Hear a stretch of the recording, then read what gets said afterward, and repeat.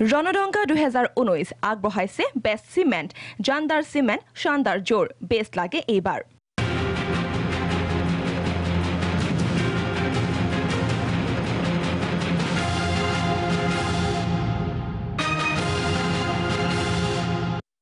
নমস্কাৰ প্ৰাগনিদৰে বিশেষ সম্প্ৰচাৰ ৰণদংকা 2019 লৈ মই দেৱজিৎ ভূঞা আপোনালোক সকলোকে স্বাগতম জনাইছোঁ অৱশেষত দেশৰ প্ৰথম পৰ্যায়ৰ নিৰ্বাচন কাইলৈ অনুষ্ঠিত হ'ব 20খন ৰাজ্যৰ 91টা সমষ্টিত ইয়াৰ ভিতৰত অসমৰ 5টা সমষ্টি আছে আৰু 5টা সমষ্টিত 41 গৰাকী প্ৰাৰ্থীৰ ভাগ্য নিৰ্ণয় হ'ব কাইলৈ হাই ভোল্টেজ প্ৰচাৰৰ পিছত বহু নেতা পালি নেতাৰ আক্ৰমণ প্ৰত্যাক্ৰমণৰ পিছত অহা কাইলৈ সমগ্ৰ দেশতে অনুষ্ঠিত হ'ব প্ৰথম পৰ্যায়ৰ নিৰ্বাচন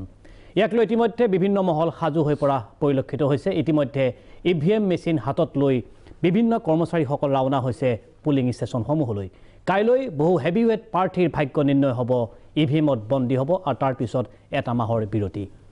নিৰ্বাচনৰ সময়ছোৱাত দেখিবলৈ পোৱা গ'ল বিভিন্ন ৰাজনৈতিক দলে ইস্তাহাৰ প্ৰকাশ কৰিলে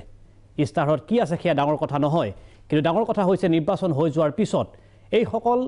নেতাই অৰ্থাৎ এইসকল প্ৰাৰ্থীয়ে দিল্লীৰ মসনদ দখল কৰাৰ পিছত এই ইস্তাহাৰত থকা দফাসমূহ কিমান দূৰ বাস্তৱত ৰূপায়িত কৰিবলৈ সক্ষম হয় সামগ্ৰিক পৰিৱেশ যদি চাওঁ তেতিয়া দেখিবলৈ পোৱা যায় যে বহু ক্ষেত্ৰতে ইস্তাহাৰৰ প্ৰতিলিপি ইস্তাহাৰৰ দফাসমূহ ইস্তাহাৰ হিচাপে থাকি যায় ৰাইজক দিয়া প্ৰতিশ্ৰুতিসমূহ বহু সময়ত হৈ পৰে প্ৰতিশ্ৰুতি পতায়নৰ ৰাজনীতি এই সমুদায়িক আমি আলোচনা কৰোঁ আৰু বিশেষভাৱে এইবাৰ নিৰ্বাচনত প্ৰভাৱ পৰা লৈ ইতিমধ্যে প্ৰশ্ন অৱতাৰণা হৈছে যে নাগৰিকত্ব সংশোধনী বিধেয়কে অসমৰ ৰাজনীতিত অসমৰ লোকসভা নিৰ্বাচনৰ কিবা প্ৰভাৱ পেলাব পাৰিব নে নোৱাৰে ইতিমধ্যে সামগ্ৰিক যি পৰিৱেশ পৰিস্থিতি দেখিবলৈ পোৱা গৈছে সেই পৰিৱেশ পৰিস্থিতিয়ে এটা কথা হয়তো প্ৰমাণ কৰিছে যে অসমীয়া জাতিৰ ভৱিষ্যতৰ দলিলত পৰিণত হ'ব এইবাৰ লোকসভা নিৰ্বাচন সেই বিভিন্ন পক্ষই আহ্বান জনাইছে ৰাইজক ভোট দিবলৈ এটা সজাগ মন লৈ এটা বিবেক ভোট দিবলৈ ৰাইজক ইতিমধ্যে আহ্বান জনাইছে আজিৰ এই বিশেষ অনুষ্ঠানৰ জৰিয়তে আমি বিভিন্ন ৰাজনৈতিক দলৰ এইবাৰৰ নিৰ্বাচনী ইস্তাহাৰ সম্পৰ্কত আলোচনা কৰিম আৰু লগতে আলোচনা কৰিম কেপ অৰ্থাৎ নাগৰিকত্ব সংশোধনী বিধেয়কে এইবাৰ নিৰ্বাচনত কেন্দ্ৰে প্ৰভাৱ পেলাবলৈ সক্ষম হ'ব কিংবা নহ'ব আমাৰ আমন্ত্ৰণ ৰক্ষা কৰি ইতিমধ্যে কেইবাগৰাকী অতিথি আহি উপস্থিত হৈছেহি আমি আলোচনালৈ যোৱাৰ আগত তেখেতসকলক আপোনালোকৰ আগত চিনাকি কৰি দিব বিচাৰিছোঁ আমাৰ মাজত উপস্থিত আছে আমাৰ সকলোৰে চিনাকি ৰাজনৈতিক বিশ্লেষক লক্ষ্মীনাথ তামুলী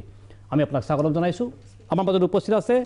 ডক্টৰ অখিল ৰঞ্জন দত্ত আমি আপোনাক স্বাগতম জনাইছোঁ আমাৰ মাজত উপস্থিত আছে কংগ্ৰেছ দলৰ জ্যেষ্ঠ নেতা ডক্টৰ জয়নাথ শৰ্মা আমি আপোনাক স্বাগতম জনাইছোঁ অসম গণ পৰিষদ দলৰ জ্যেষ্ঠ নেতা দিলীপ পাৰ্কী ডাঙৰীয়া উপস্থিত আছে আমি আপোনাক স্বাগতম জনাইছোঁ আৰু কিছু সময়ৰ পিছতে আমাৰ লগত আহি সংযোগ স্থাপন কৰিব সাহসীয় অৰ্থাৎ ভাৰতীয় জনতা পাৰ্টী দলৰ মুখপাত্ৰ হেমাংগ ঠাকুৰীয়া লগত আমি বিভিন্ন স্থানৰ পৰা পোনপটীয়া সম্প্ৰচাৰৰ ব্যৱস্থা কৰিছোঁ লখিমপুৰত থাকিব আমাৰ সতীৰ্থ সাংবাদিক হেমন্ত বেজ কলিয়াবৰত থাকিব অজিত শইকীয়া তেজপুৰত ভাস্কৰজ্যোতি শৰ্মা আৰু যোৰহাটৰ পৰা উৎপল বৰাই জনাব এই মুহূৰ্তৰ এটা ৰাজনৈতিক পৰিৱেশ অৰ্থাৎ ভোটাৰক আকৰ্ষিত কৰিবলৈ কেন্দ্ৰে শেষ পণ মাৰিছে বিভিন্ন ৰাজনৈতিক দলসমূহে আৰু নিৰ্বাচনী কামত অৱতীৰ্ণ হোৱা এইসকল কৰ্মচাৰীয়ে বৰ্তমান কেন্দ্ৰে আগবাঢ়িছে পুলিং ষ্টেচনসমূহলৈ সন্মুখীন খবৰ আমি আপোনালোকক দিয়াৰ চেষ্টা চলাম কিন্তু প্ৰথমতে অনুষ্ঠান আৰম্ভ কৰিব বিচাৰিছোঁ মই লক্ষ্মীনাথ তামুলীৰ জৰিয়তে আপোনাক মই বিশেষভাৱে স্বাগতম জনাইছোঁ মই ইতিমধ্যে কৈছোঁ যে নিৰ্বাচন অহাৰ আগে আগে বিভিন্ন ৰাজনৈতিক দলসমূহে ইস্তাহাৰ প্ৰকাশ কৰে কিন্তু নিৰ্বাচন হৈ যোৱাৰ পিছত দেখিবলৈ পোৱা যায় সেই ইস্তাহাৰে হৈ থাকে ৰাইজক দিয়া ইস্তাহাৰৰ প্ৰতিশ্ৰুতি দিল্লী বা দিছপুৰ পোৱাৰ পিছতেই সেই ৰাজনৈতিক দলবিলাকে পাহৰি পেলায় আৰু কোৱা হৈছে অভিযোগ উত্থাপন হৈছে এই মুহূৰ্তত যে ইস্তাহাৰসমূহ হৈ পৰিছে এই মুহূৰ্তত এক ভোটাৰৰ বাবে ললিপপ স্বৰূপ কি ক'ব খোজে আপুনি সেইটোতো দেখ এটা ওলাই থাকে প্ৰতিটো নিৰ্বাচনতে কোনো ৰাজনৈতিক দলে নিজৰ ইস্তাহাৰত দিয়া প্ৰতিশ্ৰুতি পূৰণ নকৰে মানে পালনো নকৰে একোৱেই নকৰে তাৰমানে এইবাৰতো বেছ সমালোচিত হৈছে বিজেপিয়ে যোৱাবাৰ সময়মতে 125টা প্ৰতিশ্ৰুতিৰে 2014 চনত নিজৰ ইস্তাহাৰ প্ৰকাশ কৰিছিল আৰু এইবাৰ বিজেপি ইস্তাহাৰখন আটাইতকৈ বেছি দীঘলীয়া হয় এইবাৰ 75টাহে দেই যোৱাবাৰ 125টা আছিল 50টা ড্ৰপ কৰা স্বত্তেও তেওঁলোকৰ এখন বৃহৎ মানে কেইবা পৃষ্ঠাৰো এখন পঢ়িবলৈকে বহুত সময় লাগে কিন্তু যোৱাবাৰ 125টাৰ এটাও সম্পূৰ্ণকৈ তেওঁলোকে প্ৰতিশ্ৰুতি পালন নকৰিলে গতিকে এইবাৰ এই 75টাৰ কিমান কৰে নাজানো তেতিয়া বহু প্ৰতিশ্ৰুতি এবাৰ নাই কিন্তু এবাৰ মানে সহায় থৈছে গতিকে এইবোৰ আচলতে আপুনি কোৱাটো এই ললিপপ দিয়ে তাৰমানে প্ৰলোভন প্ৰতিশ্ৰুতি মানে প্ৰলোভন দিয়ে যে আমি এইখিনি কৰিম আমাক ভোট দিয়ক আমাক দিল্লীলৈ নিৰ্বাচন কেৱল প্ৰলোভন কাৰণ এইবাৰ বিজেপিতে সকলো তাৰমানে গণতান্ত্ৰিক পৰিভাষাৰ পৰিসীমা ক্ৰছ কৰি গৈছে কাৰণ এই যে মানুহক যে এটকীয়া চাউল দিছে যিখন সময়ত এখন তামোলৰ দাম 4 টকা 2 ইঞ্চি দীঘল এটা প্লাষ্টিকৰ কাপৰ একাপ চাহৰ দাম 5 পৰা 10 টকা তাত এটকাত চাউল দিয়াটো দেখ ভোটাৰক উৎকোচ দিয়া নহয় জানো কিন্তু আমাৰ নিৰ্বাচন আয়োগ চুপ কাৰণ নিৰ্বাচন আয়োগতো বিজেপিৰ অধীনত আছে বুলি চৰ্চিত হৈছে মুকলিকে ইয়াতে হিন্দুতে পালোঁ মই পৰহিখনত যে নেমাতে তেওঁলোকক আপত্তিও দিছে জ্যেষ্ঠ প্ৰশাসনিক বিষয়া ইতিমধ্যে প্ৰশাসনিক জুলিয়াছ ৰিবেৰিহঁতে প্ৰতিবাদ 60জনে আচলতে চহী কৰি তাৰমানে প্ৰতিবাদ কৰিছে যে এইখিনি বন্ধ কৰিব লাগে নকৰে গতিকে ইলেকশ্যনটোক এটা প্ৰহসনত পৰিণত কৰিছে মানে বিজেপি চৰকাৰে যিটো হ'ব নালাগিছিল গণতান্ত্ৰিক ভেলুজখিনি আচলতে তেওঁলোকে ৰাখিব পাৰিব লাগিছিল কিন্তু যিটো দেখা গৈছে যদি কাৰোবাৰ ইতিহাসৰ অকণো জ্ঞান আছে হিটলাৰৰ উত্থানৰ যিটো লক্ষণ সমুদায় লক্ষণ মোদীত প্ৰকাশ পাইছে কাৰণ কোনো মানে দ্বিতীয় পাৰ্টি থাকিব নোৱাৰিব দ্বিতীয় শক্তি থাকিব নে ওৱান মেন ওৱান মানে এক দল এক শাসন এক কথা এক নেতা তাৰমানে হিটলাৰৰ যিটো প্ৰিন্সিপাল আছিল তাৰমানে যে তেওঁই পৃথিৱীৰ সৰ্বশ্ৰেষ্ঠ ব্যক্তি কাৰণ পৃথিৱীৰ ভিতৰত শ্ৰেষ্ঠ ব্যক্তি হৈছে এইজনখিনি ভিতৰত সৰ্বশ্ৰেষ্ঠ হৈছে বিজেপি দল এটা শত্ৰুঘ্ন সিংহে ইতিমধ্যে এই কথা ৰাজহুৱাভাৱে প্ৰকাশ কৰিছে আপুনি যিখিনি কথা ক'লে হয় মই বিচাৰিছোঁ ডক্টৰ অখিল ৰঞ্জন দত্তৰ ওচৰলৈ বিজেপি দলৰ সম্পৰ্কে তেওঁ ইতিমধ্যে কিছু কথা ব্যক্ত কৰিছে লক্ষ্মীনাথ তামুলী ডাঙৰীয়াই কেৱল বিজেপি দল বুলিয়ে নহয় আমি যদি চাওঁ তেতিয়াহ'লে প্ৰত্যেকটো ৰাজনৈতিক দলে যিবিলাক নিৰ্বাচনী ইস্তাহাৰ প্ৰকাশ কৰে বিধানসভা নিৰ্বাচনতে হওক কিংবা লোকসভা নিৰ্বাচনতে হওক কিন্তু সেই নিৰ্বাচনৰ সন্মুখত প্ৰকাশ কৰা ইস্তাহাৰসমূহৰ প্ৰতিটো দফা নিৰ্বাচনৰ পিছত কিন্তু ইস্তাহাৰ হৈ থাকে তেওঁলোকৰ এটা ইস্তাহাৰ কিন্তু থকা দফাসমূহ বাস্তৱত ৰূপায়িত কৰিবলৈ সেইসকল জনপ্ৰতিনিধিয়ে সাহস কৰিব নোৱাৰে কিংবা তেওঁলোকে কৰ্ম পদ্ধতি হাতত ল'ব নোৱাৰে কি ক'ব খোজে যে ৰাইজক অৰ্থাৎ ভোটাৰক ললিপপ দিয়াৰ দৰে ইস্তাহাৰসমূহ প্ৰকাশ কৰা হয় নেকি আমি খুব এই যিটো প্ৰশ্ন নহয় আমি খুব সাৱধানে এই প্ৰশ্ন উত্তৰ দিয়া উচিত এইটো কথা নিশ্চিত জনকল্যাণৰ যিবিলাক কথা কয় সেই প্ৰশ্নবিলাকত চৰকাৰে অৱশেষত গৈ সেই প্ৰশ্নবিলাক অৱজ্ঞা কৰে কিন্তু এনেকুৱা কিছুমান প্ৰতিশ্ৰুতি থাকে যিবিলাক প্ৰতিশ্ৰুতিক কেন্দ্ৰ কৰি গোটেই সমাজখনত বিশৃংখলতাৰ সৃষ্টি কৰে আজি ধৰক ভাৰতীয় জনতা পাৰ্টিয়ে এই নাগৰিকত্ব আইন সংশোধনী বিধেয়ক আইনত পৰিণত কৰিব বুলি ইস্তাহাৰত ঘোষণা কৰিছে জম্মু কাশ্মীৰৰ যেটো 370 অনুচ্ছেদ হেতু সংবিধানত আছে হেতু উঠাই লোৱা হ'ব বুলি কৈছে এতিয়া এই দুটা প্ৰশ্ন কেন্দ্ৰ কৰি আমি যদি ভাবো চৰকাৰে এই দুটা কথা নিৰ্বাচনৰ পাছত পাহৰি যাব মই ভাবো হেতু ভুল কৰা হ'ব এই প্ৰশ্নবিলাকক কেন্দ্ৰ কৰি বিশেষকৈ এই দুটা প্ৰশ্নক কেন্দ্ৰ কৰি তেওঁলোকে কিন্তু সাংঘাতিক ধৰণৰ এটা উত্তাল পৰিৱেশ সৃষ্টি কৰিব যি পৰিৱেশৰ জৰিয়তে জননিৰাপত্তাৰ প্ৰশ্নটো তলপৰি যাব লগতে এটা কথা কওঁ যে আপুনি যদি বিজেপিৰ এই ইস্তাহাৰ চাই তাত যেটো ইনক্লুসিভ ডেভেলপমেন্ট সকলোকে সাঙুৰি লোৱা বিকাশৰ কথা কৈছে তেওঁলোকে development with dignity for all communities all minorities বুলি কৈছে তাত মুছলিমৰো নাম উল্লেখ কৰিছে অৰ্থাৎ সকলোকে সন্মানে বিকাশৰ সুযোগ দিয়া হয় সকলো সংখ্যালঘুক তাত মুছলিমৰ নামো আছে মই ভাবো এই ধৰণৰ প্ৰতিশ্ৰুতিবিলাকৰ পৰাহে তেওঁলোক আঁতৰি থাকিব কিন্তু যিবিলাক প্ৰতিশ্ৰুতিৰ জৰিয়তে সমাজত অস্থিৰতা সৃষ্টি কৰি জননিৰাপত্তাৰ প্ৰশ্নটোক আঁতৰাই ৰাখিব পাৰি তাত তেওঁলোকে কিন্তু আপোচ নকৰে নিশ্চয় মই আহিব বিচাৰিছোঁ ডক্টৰ জয়নাথ শৰ্মাৰ ওচৰলৈ আমি পাৰ্টি ৱাইজ যিবিলাক ইস্তাহাৰ দফা আছে দফাসমূহ পৰৱৰ্তী পৰ্যায়ত আমি নিশ্চয় আলোচনা কৰিম মই সামগ্ৰিক প্ৰেক্ষাপটত এটা ধাৰণা ল'ব বিচাৰিছোঁ আপুনি এটা ৰাষ্ট্ৰীয় প্ৰেক্ষাপটৰ আগশাৰী ৰাজনৈতিক দলৰ আপুনি এগৰাকী জ্যেষ্ঠ নেতা কিন্তু ৰাজনৈতিক দলবিলাকৰ বিৰুদ্ধে সঘনাই অভিযোগ উত্থাপিত হৈ আহিছে যে আপোনালোকৰ দৰে ৰাজনৈতিক নেতাবিলাকে নিৰ্বাচনৰ আগত ইস্তাহাৰ প্ৰকাশ কৰে কিন্তু দিল্লী দিছপুৰ পোৱাৰ পিছত সেই ইস্তাহাৰ দফাবিলাক ইস্তাহাৰ হিচাপে থাকি যায় তাক এটাও দফা বাস্তৱ ৰূপায়িত কৰিবলৈ দলসমূহে কেতিয়াও তেওঁলোকে শ্ব' কৰিব নোৱাৰে সেই কথা কি ক'ব খোজে আপুনি এগৰাকী জ্যেষ্ঠ ৰাজনীতিবিদ মই একেসকল তামুলী আৰু ডক্টৰ দত্তৰ কথাখিনি শুনাৰ পিছত আপোনাৰ প্ৰশ্নটোৰ উত্তৰত এটা কথাই আপোনাক মই পোনপটীয়াকৈ ক'ব খুজিছোঁ আমাৰ যিখন এইবাৰ আমি ইস্তাহাৰ উলিয়াইছোঁ যোৱা 2 বছৰ ধৰি আমি এক গৱেষণাত্মক ব্যৱস্থা এটা কৰিছোঁ আৰু তাৰ ওপৰত ভিত্তি কৰি আমি যিকেইটা কথা কৰিব পাৰোঁ সেইকেইটাহে এইবাৰ আমি প্ৰতিশ্ৰুতি দিছোঁ আৰু আপোনালোকৰ এইটো নিশ্চয় যদি বিশ্লেষণ কৰে 3খন নিৰ্বাচন হৈ গৈছে ৰাজ্যত আমি কৈ দিছিলোঁ কৃষকৰ আমাৰ তাত এটাই হেৰি আছিলে কৃষকৰ ঋণ হেৰি মাপ দিম বুলি আমি 100 দিন বুলি সময় লৈছিলোঁ কিন্তু উইদিন 10 days আমি 3খন ৰাজ্যত আমাৰ প্ৰায় 2.5 লাখ টকাৰ ইনভলভমেণ্ট হ'ব আৰু 2.5 লাখ টকাৰ ৰেহাইটো দিয়া 2.5 লাখ কোটি টকা মানে হেৰি ইনভলভমেণ্ট হ'ব আৰু সেইটো চোৱাৰ পিছত 10 দিনৰ পিছত আমি মাফ কৰি দিছোঁ গতিকে প্ৰেচিডেণ্ট মাষ্ট বি ফলোড যিটো আমি আদৰ্শ দেখুৱাইছোঁ যিটো কৰি দেখুৱাইছোঁ এইবাৰত আমি কি কৈছোঁ ইয়াৰ আগত বহুত আপোনালোকৰ ইস্তাহাৰত প্ৰকাশ কৰা বহুতো কাম হোৱা নাই কিন্তু এইটো হৈছে নিশ্চয় হয় ক'ব লাগিব হৈছে ইয়াৰ আগতে বহুত নোহোৱা কথাও আছে আগৰ কথাটো মই কথাটো নাজানো আগৰ কথাটো সম্পৰ্কত যিটো হেৰি হৈছে যে যোৱাবাৰ আমি যিবিলাক প্ৰতিশ্ৰুতি দিছিলোঁ আমাৰতো ক্ষমতাতেই নাহিল গতিকে সেই ক্ষমতাবোৰ আমাৰ ইস্তাহাৰতহে লিপিবদ্ধ হৈ থাকিল কাৰণ ক্ষমতাত নাহিলেতো আমি সেইটো প্ৰেক্টিকেল হ'লহে নহ'ল হয় সেই সমালোচনাৰ সন্মুখীন আমি তেতিয়াহে হ'লোহেঁতেন গতিকে সেই যোৱাবাৰ ইস্তাহাৰত আমি কি কৈছিলোঁ সেইটো কথা লৈ নহয় এতিয়া এইবাৰ ইস্তাহাৰত যিটো কথা কৈছোঁ প্ৰথম কথাটো কৈছোঁ যে প্ৰায় 20% লোক দৰিদ্ৰৰ সীমাৰেখাৰ তলত আছে দৰিদ্ৰৰ সীমাৰেখাৰ তলত মানে যাৰ বছৰৰ মাহকত 12,000 টকা ইনকাম নহয় এতিয়া আমি 6,000 টকাকৈ এটা ছাপোৰ্ট এটা তেখেতসকলক দিম আৰু এই 6,000 টকা দিবৰ কাৰণে আমাৰ প্ৰত্যেক পৰিয়ালৰ কাৰণে আমাক 72,000 টকাকৈ প্ৰতি বছৰত আমি দিব পাৰিম আৰু এইটো ক'ৰ পৰা পাৰিম প্ৰায় 15জন অৰ্থনৈতিক আন্তৰ্জাতিক খ্যাত থকা অৰ্থনীতিবিদৰ লগত আলোচনা কৰি এই কথাটো আমি হেৰি কৰিছোঁ আৰু আপোনাক এইটো কথা কৈছোঁ মই ৰাষ্ট্ৰীয় কমিটমেণ্ট হিচাপে আপোনালোকক কৈছোঁ যে আমাৰ চৰকাৰ আহিলে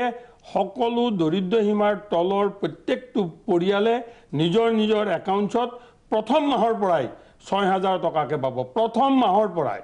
দ্বিতীয় কথাটো আপোনালোকৰ নেশ্যনেল কমিটমেণ্ট আপোনালোকৰ নেশ্যনেল কমিটমেণ্ট এইটো ৰাষ্ট্ৰীয় আমাৰ প্ৰতিশ্ৰুতি আৰু এই প্ৰতিশ্ৰুতিটো আমি কৰিম বুলি নহয় আমি এই পইচাটো ক'ৰ পৰা আহিব কোন চ'ৰ্চৰ পৰা আমি আনিব পাৰিম ক'ত বাজেট কাৰ্টেল কৰিব পৰা যাব এই গোটেই কথাবোৰ গৱেষণাত্মক বিশ্লেষণ কৰিহে আমি এই প্ৰতিশ্ৰুতি দিছোঁ দ্বিতীয় কথাটো GSTৰ প্ৰক্ৰিয়াটো গোটেই সৰলীকৰণ GSTৰ কিছুমান এনেকুৱা কথা হৈছে মই ফেজ ৱাইজ আলোচনা আহিম পৰৱৰ্তী পৰ্যায়ত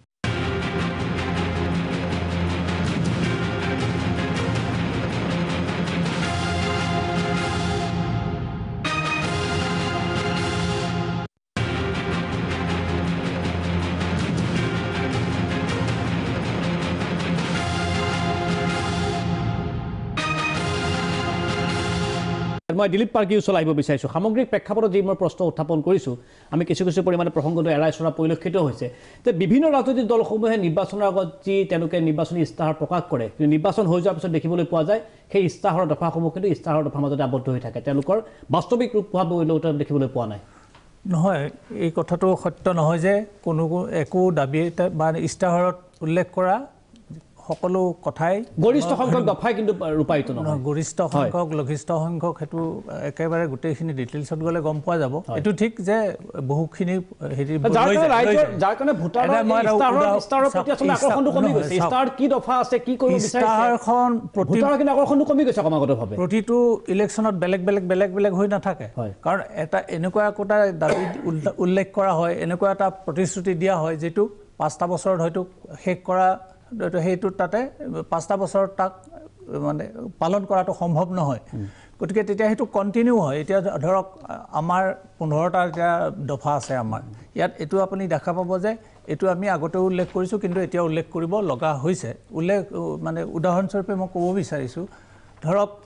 বিশেষ ৰাজ্যৰ মৰ্যাদাৰ সন্দৰ্ভত কথা যে বিশেষ ৰাজ্যৰ মৰ্যাদা 1989-90 চনত ভিপি সিঙৰ নেতৃত্বত যিখন নেশ্যনেল ফ্ৰণ্ট গভৰ্ণমেণ্ট আছিল আৰু তাত য'ত এজিপি দিনেশ গোস্বামী ডাঙৰীয়া য'ত তাতে ল মিনিষ্টাৰ আছিল তেতিয়া অসমৰ বাবে বিশেষ ৰাজ্যৰ মৰ্যাদাটো দিয়া হৈছিল তাৰ মানে 70% লোন আৰু 30% ৰাজসাহায্য আছিল কিন্তু পিছলৈ এটো খলনি কৰি 10% হে লোন কৰা হল 90% অনুদান হল গতিকে সেই কথাটো আকৌ মাজতে এটো ডিসকন্টিনিউড হল এই কথাটো আমি আকৌ আপুনি ক'ব পাৰে যে 16 চনত আপোনালোকে এই বিষয়টো কৈছিল আকৌ তুলিছে এইটো কথা কিন্তু সেইটো আমিতো লাগি থাকিব লাগিব সেই বিষয়টোত লাগি আছো গতিকে এটো কথা নহয় যে সকলোখিনি এই দাবী বা সকলোখিনি প্ৰতিশ্ৰুতি এখন ইস্তাহাৰৰ সেই 5 বছৰ কিছুমান আপোনাৰ কিছুমান প্ৰজেক্ট 5 বছৰ সম্পূৰ্ণ কৰাটো সম্ভৱ নহয়, যাৰ কাৰণে পৰৱৰ্তী পৰ্যায়ত সেইটো লাগি থাকিব লাগিব সেই কথাটো এইটো এটা কণ্টিনিউৱাছ প্ৰচেছ। আৰু ইস্তাহাৰটো হয় 5 বছৰ, কাৰণ আমি ৰাইজক ক'ব লাগিব যে আমি কি কৰিম, কি দিম। আমি ইস্তাহাৰ এখন দেখুৱাবই লাগিব ৰাইজক। আপুনি এইটো এটা আউটডেটেড প্ৰচেছ টাইপৰ কথা ক'ব নোৱাৰে, সেইটো আমি ৰাইজক জনাবই লাগিব। আমি আউটডেটেড প্ৰচেছ বুলি আমি ক'ব খোজা নাই, ৰাইজৰ আস্থাটো নোহোৱা হৈ গৈছে ইস্তাহাৰৰ প্ৰতি, সেই কথাটো ক'ব খুজিছোঁ। মই আহিব বিচাৰিছোঁ, হয় হেমাং কথা কৈ আছোঁ, আহিব বিচাৰিছোঁ। কোৱা হৈছে যে ভাৰতীয় জনতা পাৰ্টীয়ে যিখন এবাৰ ইস্তাহাৰ প্ৰকাশ কৰিছে সেইখন আটাইতকৈ দীঘল ইস্তাহাৰ, আৰু শাসকীয় দলৰ এগৰাকী প্ৰতিনিধি হিচাপে আমি কিমান আশা কৰিব পাৰোঁ যে আপোনালোকৰ ইস্তাহাৰত থকা দফাসমূহ বাস্তৱত ৰূপায়িত কৰিবলৈ আপোনালোকে সক্ষম হ'ব নে বিগত বছৰৰ দৰে আপোনালোকে একে কাম কৰিব? চাওক, আমাৰ জনাত শৰ্মা ডাঙৰীয়াই ক'লে যে তেওঁলোকে 2 বছৰ ধৰি পেলাই প্লেনিং কৰি পেলাই ইস্তাহাৰখন বনাইছে,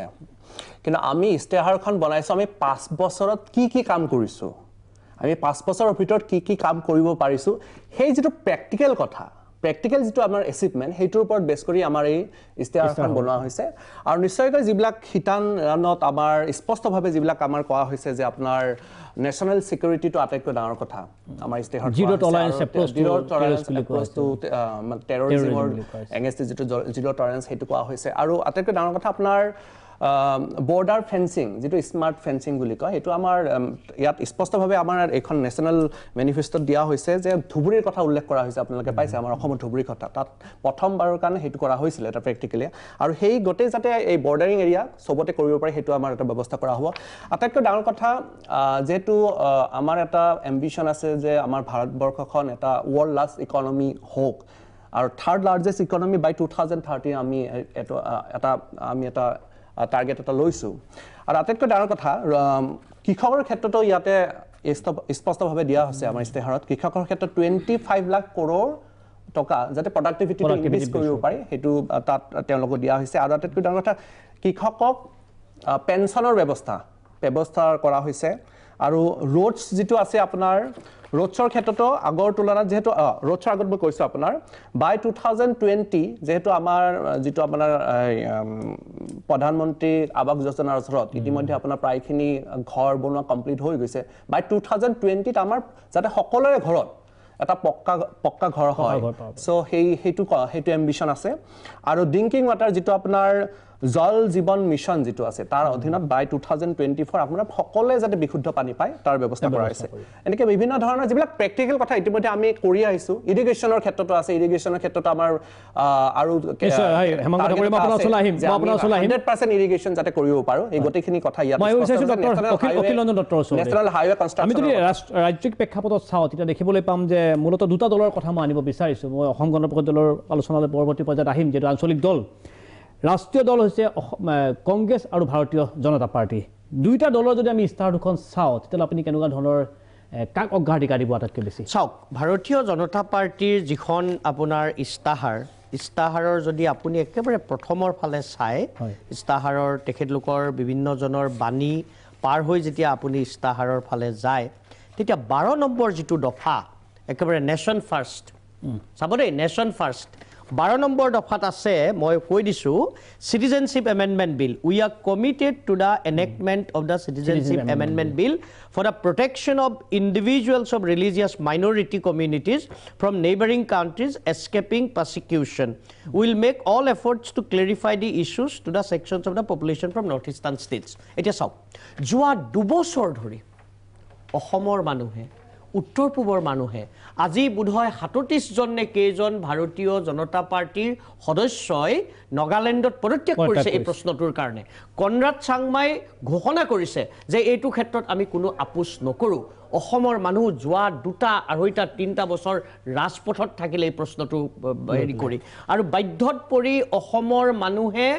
সদৌ অসম ছাত্ৰ সন্থাৰ নেতৃত্বত, কৃষক মুক্তি সংগ্ৰাম সমিতিৰ নেতৃত্বত, ডক্টৰ হীৰেণ গোহাঁইৰ নেতৃত্বত সকলো ৰাজপথলৈ ওলাই আহিছে। ৰাজপথলৈ ওলোৱাই নহয়,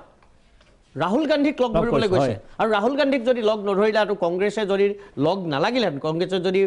অসমৰ মানুহৰ পক্ষত থিয় নিদিলেহেঁতেন এইখন হয়তো বিধেয়ক আইনত পৰিণত হ'লহেঁতেন এনেকুৱা এটা অৱস্থা গতিকে আপুনি যদি চাই তেখেতে জানে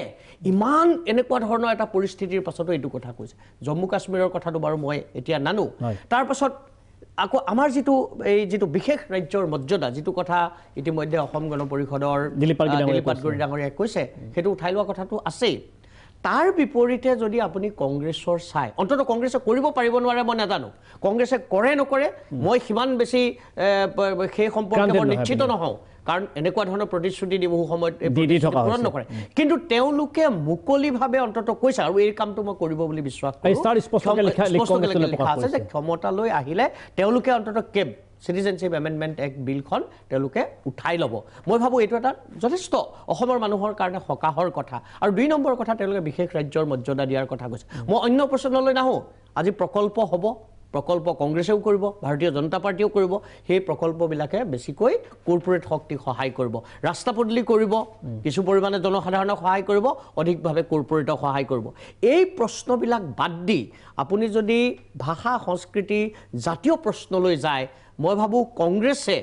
হয়তো বিৰোধী পক্ষত থকাৰ কাৰণেই অন্তত একেবাৰে স্পষ্টকৈ কৈছে যে আমি কেৱল বিৰোধিতা কৰিম যিটো ভাৰতীয় জনতা পাৰ্টিয়ে দেখাৰ পাছতো ইমান টোলপাৰ লগাৰ পাছতো এই কথাটো কিন্তু তেওঁলোকে কৈছে আমি এইটো কৰিম এই কথাটো তেওঁলোকে কৈছে উত্তৰ পূব ভাৰতৰ মানুহৰ লগত কথা পাতিবলৈ কি আছে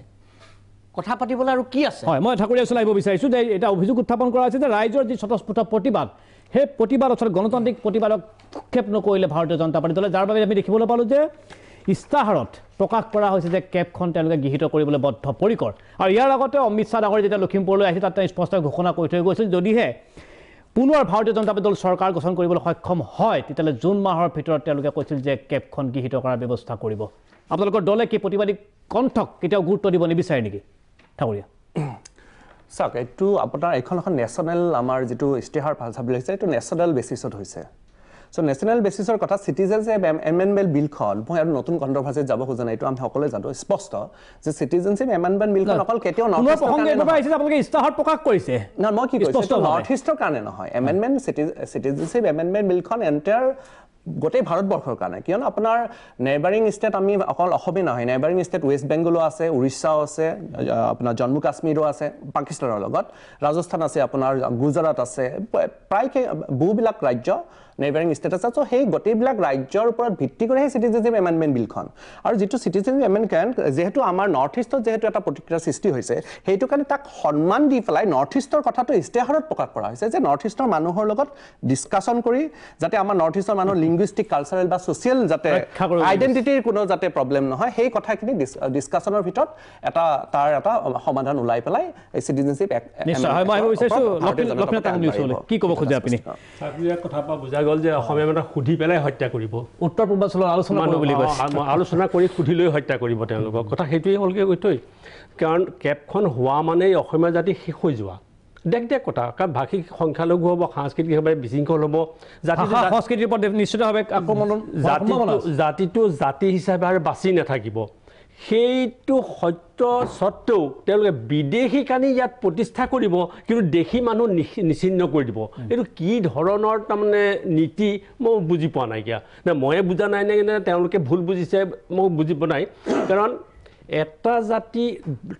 দেশীয় জাতি ইয়াত থকা জাতি ধ্বংস কৰি এটা বিদেশী মানুহক আনিবলৈ তাৰমানে বিদেশত তেওঁলোকে ভাৰতীয় মানুহক ৰক্ষা কৰিব কিন্তু ইয়াত থকা মানুহক নিষেধ কৰি পেলাব এনেকুৱা ধৰণৰ কথা এটা হ'ব পাৰে নে বাৰু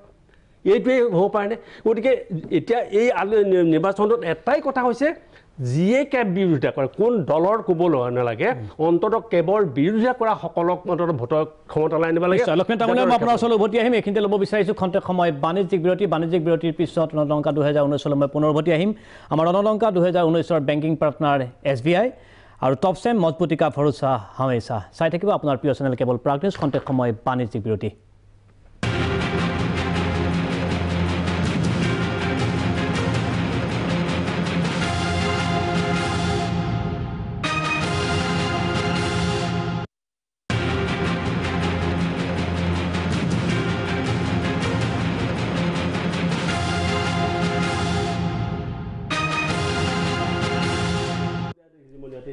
ৰণলংকা 2019 প্ৰাগ নিউজৰ বিশেষ সম্প্ৰচাৰলৈ মই দেৱজিৎ ভূঞা আপোনালোক সকলোকে স্বাগতম জনাইছোঁ। বিৰতিৰ পিছত মই আহিব বিচাৰিছোঁ কংগ্ৰেছ দলৰ ডক্টৰ জয়নাথ শৰ্মাৰ ওচৰলৈ। বিৰতিলৈ যোৱাৰ আগত আমি পাতি আছিলোঁ কেব আৰু লোকসভাৰ নিৰ্বাচন। কংগ্ৰেছ দলৰ ইস্তাহাৰত স্পষ্ট ঘোষণা যে কেব গৃহীত হ'বলৈ দিয়া নহ'ব আৰু ভাৰতীয় জনতা পাৰ্টী দল বদ্ধপৰিকৰ যে শাসনলৈ আহিলে কেব গৃহীত কৰা হ'ব। কেনেদৰে ল'ব বিচাৰিছে সমগ্ৰ পৰিৱেশ? যে চাওক, এই যিখন কেবৰ কথাটো এখেতসকলে বিশেষকৈ বিদেশী সংকল্প পত্ৰত লিপিবদ্ধ কৰিছে, এই সংকল্পটো তেওঁলোকৰ অসমৰ খিলঞ্জীয়া লোকসকলৰ, উত্তৰ পূৰ্বাঞ্চলৰ খিলঞ্জীয়া লোকসকলৰ ভৱিষ্যত ধ্বংস কৰাৰ সংকল্প। কিয় সংকল্প বুলি কৈছোঁ মই? প্ৰথম কথাটো হৈছে তেওঁলোকে এটা যুক্তি দিছে যে আমি তেওঁলোকৰ কালচাৰেল আইডেণ্টিটি, লেংগুৱেষ্টিক আইডেণ্টিটি ৰক্ষা কৰিম। কেনেকৈ ৰক্ষা কৰিব? মোৰ বন্ধু এজন, প্ৰেক্টিকেল কথা এটা কৈছোঁ, মোৰ বন্ধু এজন গুৱাহাটীত থাকে, মই নামটো নকওঁ, তেওঁৰ মাক বিয়া কৰালে আৰু তেওঁ এই তিনিজনৰ পৰিয়াল, শহুৰেকৰ ঘৰৰ 5টা পৰিয়াল আহি তেওঁৰ লগত লগ লাগি ভাড়া ঘৰত আছিলে। এতিয়া শহুৰেকৰ ঘৰৰ গোটেই কালচাৰে তেওঁলোকৰ কালচাৰটোক হেঁচি ধৰিছে। অসমলৈ 2,50,00,000 মানুহ আহিব বুলি বাংলাদেশৰ যিজন বিশ্ব হিন্দু পৰিষদৰ ৰাষ্ট্ৰীয় অধ্যক্ষ তেওঁ কৈছে, গোবিন্দ চন্দ্ৰ পাণ্ডানকে কৈছে যে আমাৰ ইয়াৰ পৰা এই 2,50,00,000 মানুহ ভাৰতবৰ্ষলৈ যোৱা, অসমলৈ যোৱা, পশ্চিমবংগলৈ যোৱাৰ মুকলি কৰি দিছে আৰু এইটো বিজেপিয়ে প্ৰৰোচনা কৰিছে। গতিকে বিজেপিয়ে এই বিলখনৰ জৰিয়তে অকল অসমৰ মানুহকে হেৰি কৰা নাই, ঠগোৱা নাই, প্ৰবঞ্চনা কৰিছে সমগ্ৰ হিন্দুক। যদি সঁচাকৈ তেওঁলোকে হিন্দুৰ সম্প্ৰসাৰণ বিচাৰিছে তেনেহ'লে মই কালিও কৈছোঁ, আজিও কওঁ, আমেৰিকাত, জাপানত, জাৰ্মানত, অষ্ট্ৰেলিয়াত, আফগানিস্তানত, পাকিস্তানত হিন্দু গাঁও এখন নাপাতে কিয়? তেওঁলোকে হিন্দুৰ সম্প্ৰসাৰণটো যদি তেওঁলোকে বিচাৰিছে, হিন্দু ৰক্ষা কৰিবলৈ যদি তেওঁলোকে বিচাৰিছে, যেনেকৈ খ্ৰীষ্টান মিছনাৰীসকলে আজি বিশ্বৰ চুকে কোণে য'তেই খ্ৰীষ্টান আছে তাতেই তেওঁলোকে কি কৰিছে? অৰ্থনৈতিকভাৱে সহায় কৰিছে, আনকি ৰাজনৈতিকভাৱে তেওঁলোকক ৰক্ষণাবেক্ষণ কৰিবৰ কাৰণে সাহায্য যেনেকৈ য'তে পাৰে। মোৰ গাঁও এখন আছে তেনেকৈ, খ্ৰীষ্টান গাঁৱত 25 ঘৰ মানুহ আছিল, এতিয়া 45 ঘৰ হৈছে আৰু ধুনীয়া গীৰ্জা এটা হৈছে। ঠিক তেনেকৈ আৰৱৰ কিছুমান অৰ্গেনাইজেশ্যন আছে, সমগ্ৰ ভাৰতবৰ্ষতে নহয়, গোটেই পৃথিৱীৰ চুকে কোণে থকা, য'ত ইছলাম ধৰ্মীৰ মানুহ, তেখেতসকলক ইছলাম ধৰ্মৰ সম্প্ৰসাৰণৰ কাৰণে তেখেতসকলে সহায় কৰিছে, যোনে যেনেকৈ পাৰে সহায় কৰিছে। আৰু বিশ্বত আজিৰ দিনটোত খ্ৰীষ্টান আটাইতকৈ পপুলেশ্যন থকা বেছি ধৰ্মৰ মানুহ হৈছে খ্ৰীষ্টান আৰু দ্বিতীয়তে ইছলাম ধৰ্মৰ। গতিকে তেওঁলোকক ইছলাম ধৰ্মৰ সম্প্ৰসাৰণৰ কাৰণে, খ্ৰীষ্টান ধৰ্মৰ সম্প্ৰসাৰণৰ কাৰণে ৰাজকীয়ভাৱে বা স্বতন্ত্ৰীয়ভাৱে কিছুমান স্বনিয়োজিত ভলণ্টাৰী অৰ্গেনাইজেশ্যনে যেনেকৈ সহায় কৰিছে, আজি বিজেপিয়ে তেনেকৈ সহায় কৰিব লাগিছিল। তাকে নকৰি হিন্দুত্ববাদী বা হিন্দু ধৰ্মটোক সংকুচিত কৰিবৰ কাৰণে তেওঁলোকে আমাৰ ঘৰলৈ মই এইটো কথা কৈছোঁ, হিন্দুৰ সম্প্ৰসাৰণৰ তেওঁলোকে বিৰোধিতা কৰিছে। হিন্দুৰ তেওঁলোক শত্ৰু। আজি হিন্দুৰ তেওঁলোকে শত্ৰুতা কৰিছে। 20 বছৰ পিছত, 30 বছৰ পিছত গোটেই পৃথিৱীত ভাৰতবৰ্ষৰ বাহিৰে হিন্দু নোহোৱা হৈ যাব। এই ষড়যন্ত্ৰত লিপ্ত হৈছে বিজেপি। গতিকে মই অসমৰ ৰাইজক, ভাৰতবৰ্ষৰ ৰাইজক অনুৰোধ কৰিছোঁ, যিসকলে হিন্দুত্বৰ লৈ পলিটিক্স কৰিছে সেইসকলে হিন্দুৰ ভৱিষ্যতৰ কথা চিন্তা কৰক। হিন্দুৰ সম্প্ৰসাৰণ যদি কৰিব খুজিছে বিজেপিয়ে, তেনেহ'লে সাহস আছে যদি তেওঁলোকে USA-ত, UK-ত, অষ্ট্ৰেলিয়াত, আফগানিস্তানত, পাকিস্তানত হিন্দু হয়। অনিশ শৰ্মা হেমাংগ কথা কৈ চলাই বিচাৰিম। জয়নাথ শৰ্মাই স্পষ্ট অভিযোগ কৰিছে যে আপোনালোকে মুখা পিন্ধাৰ ৰাজনীতি কৰিছে। মই পোনপটীয়াকৈ কৈ দিছোঁ যে মুখা পিন্ধাৰ ৰাজনীতি কৰিছে আপোনালোকে, হিন্দুত্বৰ ৰাজনীতি। মই কৈ ল'ম দাদা, হয়, এই সঁচাকৈ মুখা পিন্ধাৰ ৰাজনীতি? মানে এইটো হাস্যকৰ বিষয় হ'ব দাদাই যিটো কথা ক'লে, কিয়নো আমাৰ ভাৰতীয় জনতা পাৰ্টি কেতিয়াও হিন্দুত্বৰ ৰাজনীতি নকৰে, যিহেতু আমাৰ ভাৰতবৰ্ষ এখন ছেকুলাৰ। আপুনি আকৌ একবাৰ কওকচোন অসমৰ ৰাইজৰ আগত। আপোনালোকৰ নেতাইটো কৈ আছে, নেতাই কৈ আছে নিৰ্বাচনত। না মই কি কয়, আপোনালোকৰ নেতাই কৈ আছে নকৰিলে আমাৰ এজেণ্ডা হ'ল ভাৰত। আজি মই ঠাকুৰে ডাঙৰীয়া, মই ভাষণবিলাক শুনাই দিওঁ, এতিয়া আপুনি আজব কৰিব নিদিয়ে। নাই, মই কথাখিনি কৈ লওঁ এতিয়া আপোনালোকৰ ডাঙৰ ডাঙৰ আজি আজি যে দাদাই কৈছে অষ্ট্ৰেলিয়া নামৰ কথাখিনি হিন্দু সম্প্ৰসাৰণ হ'ব আজি দাদাই যিটো ক'লে জয়নাথ দা মই কথাখিনি আপুনি অষ্ট্ৰেলিয়াৰ কথা ক'লে আমেৰিকাৰ কথা ক'লে জাপানৰ কথা ক'লে বহুতখিনি বহুত কেইখন আজি চিটিজেনশ্বিপ এমেণ্ডমেণ্ট বিলখন আজি কি পৰিস্থিতিত হৈছে চিটিজেনশ্বিপ একখন কি পৰিস্থিতিত আছে সেইটো ইতিহাস মই আৰু ক'ব নালাগে ইয়াতে জনা শুনা ব্যক্তিখিনি আছে জয়নাথ দাও জানে তেওঁ নিজে এজন প্ৰাক্তন মন্ত্ৰী আছিলে আজি 1947ত যেতিয়া দেশ বিভাজন হ'ল কোনোবা এজনে প্ৰাইম মিনিষ্টাৰ সেই সময়ত নোপোৱাৰ কাৰণে গোটেই ভাৰতবৰ্ষকে দুভাগ কৰিলে এইটো আৰু নামটো মই নকওঁ আৰু চ' সেই প্ৰাইম মিনিষ্টাৰ হোৱাৰ কাৰণে তেওঁ গোটেই ভাৰতবৰ্ষকে দুটুকুৰা কৰিলে চ' সেই 1947ত কি হ'ল যেতিয়া দেশ বিভাজন হ'ল যে পাকিস্তান যেহেতু গঠন কৰা হ'ল সেই সময়ত বৰ্তমান বাংলাদেশৰ পূৰ্ব পাকিস্তান আছিলে যে যিখিনি হিন্দু মানুহ তাত আছিলে সেইখিনি মানুহ ভাৰতবৰ্ষত আহিব লাগিব আৰু সেই সময়ত যেতিয়া আমাৰ ভাৰতবৰ্ষ যেতিয়া স্বাধীন হ'ল তাৰপিছত কিন্তু আমাৰ ভাৰতবৰ্ষখন ইয়াতে হিন্দুৱে হওক বা মুছলিমে হওক চবে আমি লগ লাগি ভাই ভনীৰ দৰে দেশখন গঠন কৰাৰ কাৰণে আগবাঢ়ি গ'লোঁ আৰু সেইটো কাৰণে ভাৰতবৰ্ষত ৰাষ্ট্ৰপতিৰ পৰা প্ৰধানমন্ত্ৰীৰ পৰা আজি মিনিষ্টাৰৰ পৰা আদি কৰি কিন্তু মুছলিম মানুহ আৰু হিন্দু মানুহ চবে কিন্তু ভাৰতৰ প্ৰধানমন্ত্ৰীও হৈছে মিনিষ্টাৰো হৈছে চব হৈছে কিন্তু পাকিস্তানত অনুৰূপ এটা দেখিবলৈ পোৱা গ'ল পাকিস্তানত সেই সময়ত পাকিস্তানত যিবিলাক হিন্দু মানুহ তাত থাকি গ'ল যিবিলাকে 1947ত আহিব নোৱাৰিলে তেওঁলোক কিন্তু বিভিন্ন ধৰণে অত্যাচাৰৰ সন্মুখীন হোৱা হ'ল আৰু তাৰ উদাহৰণ বহুতো আপোনালোকে জানে আপোনালোকৰ মিডিয়াৰ থ্ৰুৰে আমি কেতিয়াবা দেখা পাওঁ উদাহৰণ আছে সেইটোৰ কাৰণে 1955ত চিটিজেনশ্বিপ এখন বনোৱা হ'ল 1955ত কিন্তু ভাৰতীয় জনতা পাৰ্টি নাছিলে 1955ত কিন্তু জাতীয় কংগ্ৰেছে কিন্তু 1955ত চিটিজেনশ্বিপ এখন বনাইছিলে আৰু সেই প্ৰভিজনত আছিলে যে 11 বছৰ যেতিয়া কমপ্লিট হ'ব এইটো কিন্তু নিউ কৰিব নোৱাৰে আপোনালোকে চাব ভালকৈ 11 বছৰ যেতিয়া এই ধৰ্ম ইউক্ৰেইনৰ যিবিলাক বলি হ'ব যিবিলাক মানুহ ভাৰতবৰ্ষত আহিব এই যিকেইটা বিশেষ আপোনাৰ ধৰ্মীয় লোকৰ কথা কোৱা হৈছে 11 বছৰ যেতিয়া কমপ্লিট হ'ব তেওঁলোকে চিটিজেনশ্বিপৰ কাৰণে এপ্লাই কৰিব পাৰে অলপ সময় ক'লে ভাল হ'ব মই প্ৰকৃত কথাখিনি কিয় চিটিজেনশ্বিপ অলপ সময় ক'লে ভাল হ'ব বহুত শুনিছো ইতিমধ্যে আপোনালোকৰ পৰা হয় আজি সেই 11 বছৰটো সেই 11 বছৰটো মাত্ৰ 6 বছৰ কৰা হৈছে আৰু যিটো কোৱা হৈছে যে বাংলাদেশৰ পৰা কোটি কোটি মানুহ আহিব ইয়াতে স্পষ্টভাৱে লেখা আছে যে 2014 চনলৈ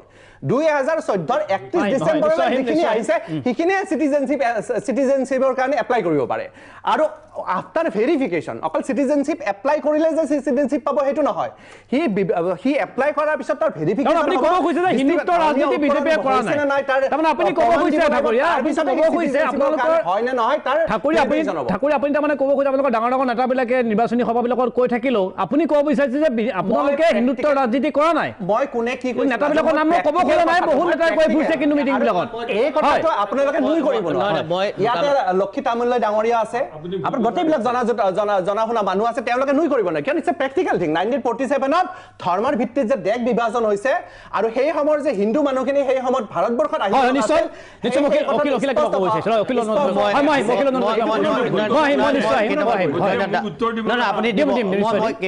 কেইটামান মাত্ৰ কথা কৈলো মই হেমাংগ ঠাকুৰীয়াক ধন্যবাদ দিছোঁ তেখেতে অন্ততঃ মুকলিকৈ কৈছে যে ভাৰতীয় জনতা পাৰ্টিয়ে হিন্দুত্বৰ ৰাজনীতি কৰে ধৰ্ম নিৰপেক্ষতা সন্মান কৰে আৰু মই ভাবোঁ এই কথাটো যে তেখেতে কৈছে তেখেতৰ দলটোক প্ৰত্যাহ্বান আৰু এই দলটোক যে প্ৰত্যাহ্বান জনোৱাৰ তেখেতৰ সাহস হৈছে তাৰ কাৰণে মই তেখেতক ধন্যবাদ আৰু কৃতজ্ঞতা জনাইছোঁ এতিয়া আহিলে নাগৰিকত্ব সংশোধনী যিখন বিধেয়কৰ কথা এখেতে যিটো কথা কৈ আছে সেইটো নহয় আমি গোটেই কথাটো তন্নতন্নকৈ আলোচনা কৰিব লাগিব তাত কথাটো হ'ল যে ছেকশ্যন 2 মই আহিম খন্তেক সময় বাণিজ্যিক বিৰতি ল'ব লাগিব এক মুহূৰ্তত এইখিনিতে ল'ব বিচাৰিছোঁ খন্তেক সময় বাণিজ্যিক বিৰতিৰ পিছত পুনৰ উভতি আহিম ৰণলংকা 2019 চাই থাকিব আপোনাৰ প্ৰিয় চেনেল কেৱল প্ৰাগ নিউজ খন্তেক সময় বিৰতি পুনৰ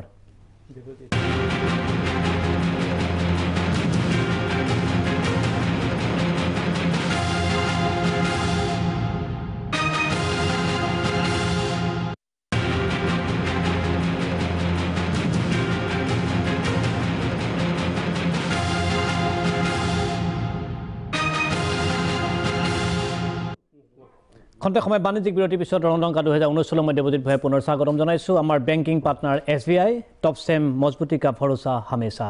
ৰণলংকা 2019 মই বিচাৰিছোঁ ডক্টৰ অখিল নন্দন দত্তৰ ওচৰলৈ বিৰতিলৈ যোৱাৰ আগত মই চমুকৈ যিহেতু এই আইনখনৰ কথা ওলাইছে এই বিধেয়কখনৰ কথা ওলাইছে নাগৰিকত্ব আইন সংশোধনী বিধেয়ক আমি এই কথাটো এই যে 2014 চনৰ কথাটো কৈছে সেইটো আচলতে শুদ্ধ কথা নহয় এইকাৰণে যে যিখন নাগৰিকত্ব সংশোধনী আইন তাৰ যিটো সেকশন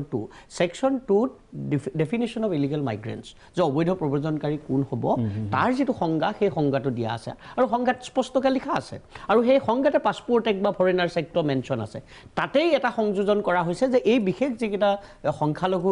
ধৰ্মীয় গোষ্ঠী তেওঁলোকক সেই আওতাৰ পৰা বাহিৰ কৰা হ'ব এতিয়া কথাটো হ'ল এই কথাটো আমি মনত ৰাখিব লাগে যিবিলাক ধৰক নীতি থাকে যে আপোনাৰ ধৰক পাছপোৰ্ট এক্টৰ অধীনত পাছপোৰ্ট এক্ট পলিচিজ হ'ব বা ৰেগুলেশ্যনছ হ'ব সেইটো চৰকাৰে নিজাকৈ কৰিব পাৰে থ্ৰু কেবিনেট মানে এক্সিকিউটিভ ডিচিশ্যন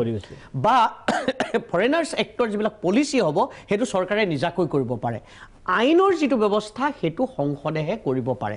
এবাৰ যদি আইনখন সংশোধন কৰি লৈ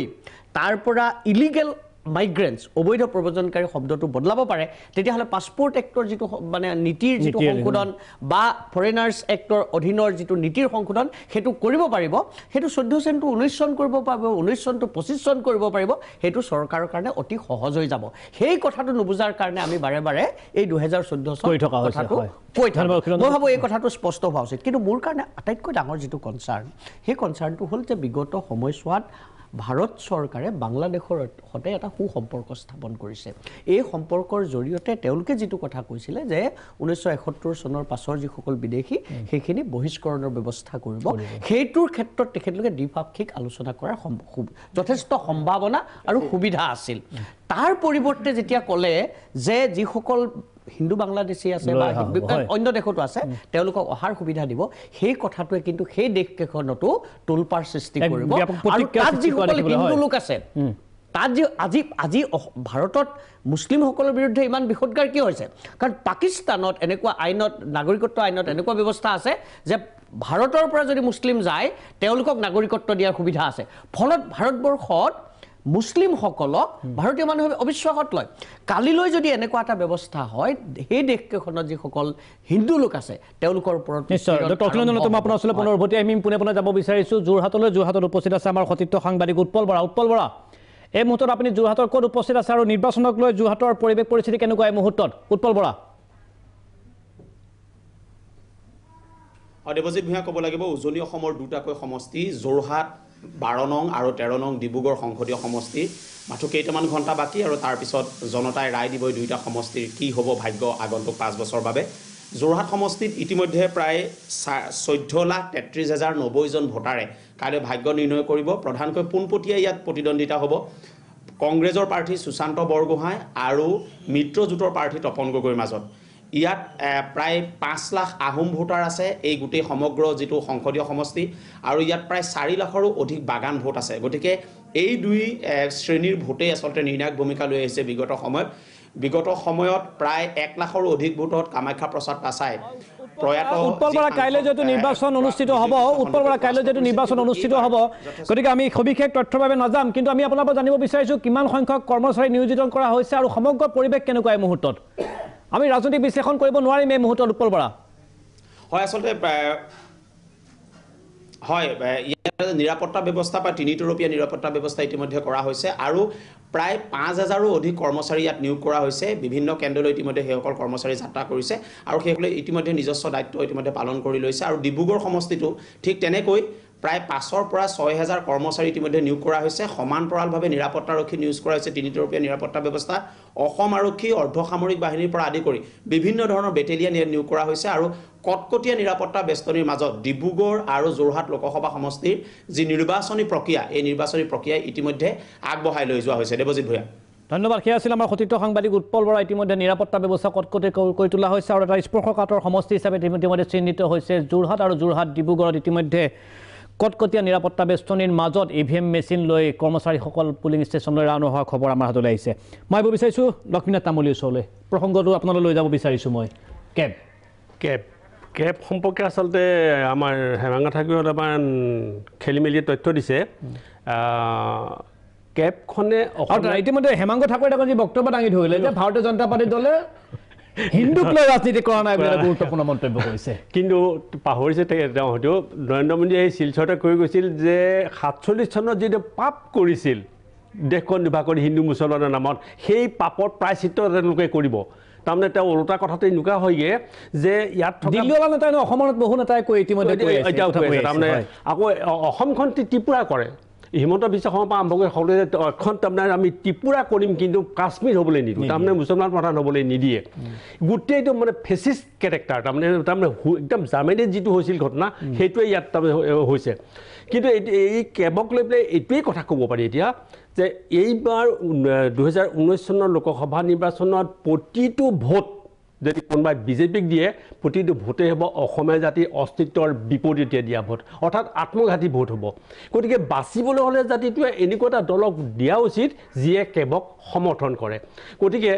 আৰু এটা কথা কৈছিল এই কংগ্ৰেছৰ ইস্তাহাৰত যিখিনি কথা কৈছে বহুত মোৰ অনুমান তেওঁলোকে এবাৰ কাৰ্যকৰী কৰিব এই কাৰণে কাৰণ দলটোৰ গোটেই সৰ্বভাৰতীয় পৰ্যায়ত অস্তিত্বৰ কথা আছে অস্তিত্বৰ প্ৰশ্ন আহি পৰিছে এই মুহূৰ্তত হয় গতিকে কংগ্ৰেছে বিত্ৰে কৰিব যেন মোক নালাগে আৰু কৰেও যদি আমি সময় পাম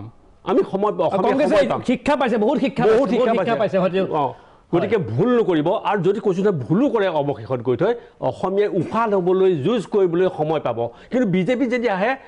আহি প্ৰথমখন অধিৱেশনতে হয়তো অমিত শ্বাহে স্পষ্টভাৱে কৈছে জুনত তেওঁলোকে এখন বিল গৃহীত কৰিব ৰাজহুৱা সভাত ঘোষণা কৰিব জাতি শেষ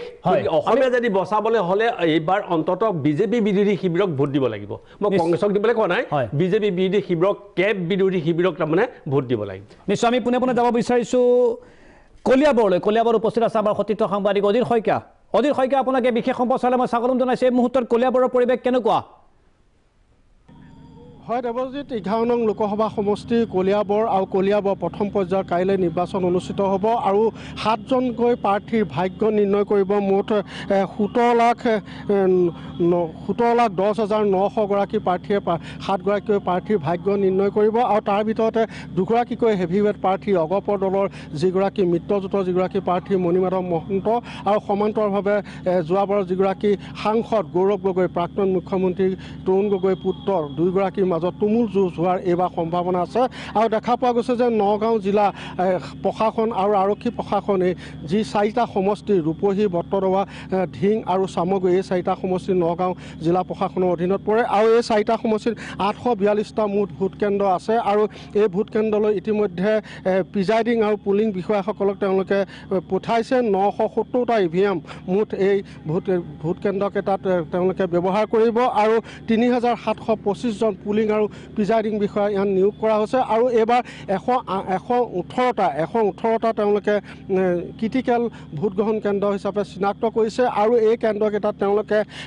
প্ৰতিটো কেন্দ্ৰতে তীক্ষ্ণ দৃষ্টি তেওঁলোকে ৰাখিব আৰু দেখা পোৱা গৈছে যে এই যিকেইটা ক্ৰিটিকেল কেন্দ্ৰ 55টা কেন্দ্ৰত তেওঁলোকে লাইট ষ্ট্ৰিমিঙৰ ব্যৱস্থা কৰিছে আৰু তাৰ ৱেব কাষ্টিঙৰ ব্যৱস্থা এই কেন্দ্ৰকেইটাত কৰা হৈছে যাতে কোনো অপ্ৰীতিকৰ ঘটনা সংঘটিত নহয়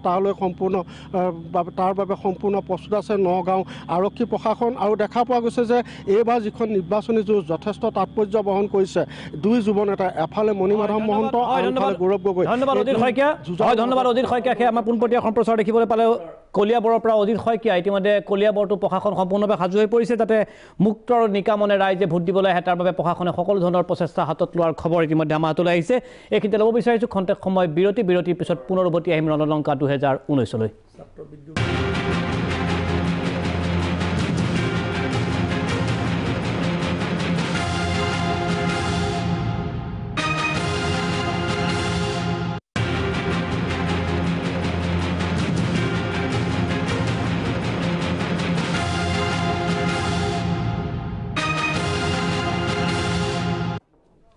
খন্তেক সময় বাণিজ্যিক বিৰতিৰ পিছত ৰণলংকা 2019লৈ মই দেৱজিৎ ভূঞাই পুনৰ আপোনালোকক স্বাগতম জনাইছোঁ মই আহিব বিচাৰিছোঁ দিলীপ পাটগীৰ ওচৰলৈ কেবৰ বিৰোধিতা কৰি আপোনালোকে চৰকাৰৰ পৰা ওলাই আহিলে তাৰপিছত আকৌ মধুচন্দ্ৰিকা আৰম্ভ হ'ল ইস্তাহাৰ প্ৰকাশ হ'ল ইস্তাহাৰত আপোনালোকে কৈছে কেবৰ বিপৰীত স্থিতি ল'ব বুলি লগতে আপোনালোকে উল্লেখ কৰিছে যে অসম চুক্তিৰ 6 নং দফা অনুসৰি অসমৰ ভূমিত খিলঞ্জীয়া জনসাধাৰণৰ অৰ্থনৈতিক সামাজিক সাংস্কৃতিক আৰু ৰাজনৈতিক অধিকাৰ সুৰক্ষিত কৰিব কেনেকৈ সম্ভৱ প্ৰথম কথা হ'ল আপুনি যিটো ক'লে আমাৰ মধুচন্দ্ৰিকা হ'ল তাৰপিছত আকৌ ওলাই আহিলোঁ যেন এখন বিয়াহে হৈছিল বিয়াত কাজিয়া লাগিল ওলাই আহিল তেনেকুৱা ধৰণৰ কথা হৈছে সেইটো কথা নহয় এইটো এটা এলায়েন্স একচুৱেলি এলায়েন্স এইটোতো মানে একেবাৰে মাৰ্জাৰ নহয় গতিকে যে বিজেপি যিখিনি ল'ব আমিও সেইখিনি ল'ম বিজেপিক বিৰোধিতা আমি নকৰিম বা আমাৰো কিছুমান কথাত বিজেপিৰ বিৰোধিতা নকৰিব এনেকুৱা কথা নহয় এলায়েন্সত সেইটো হয় আৰু কেবৰ ক্ষেত্ৰত আমি প্ৰথমেই আমাৰ যিখন ইস্তাহাৰ ওলাইছে প্ৰথম কথাতে আমাৰ লিখা আছে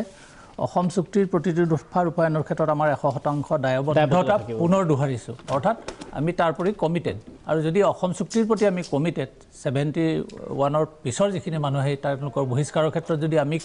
কমিটেড তেনেহ'লে কেবক আমি কেনেকৈ সমৰ্থন কৰিম কেবক কেতিয়াও সমৰ্থন নকৰোঁ আৰু কেবৰ বিৰুদ্ধে আমি আগতে কৰিছিলোঁ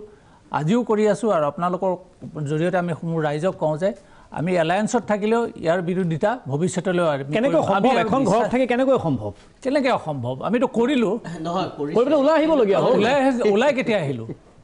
কেতিয়া আহিলোঁ যেতিয়া এইটো যে কনফাৰ্ম যে এইটো তেওঁলোকে তাত প্লেচ কৰিবই লোকসভাত ফাইনেলি ৰাজনাথ সিং ডাঙৰীয়াই কোৱাৰ পিছত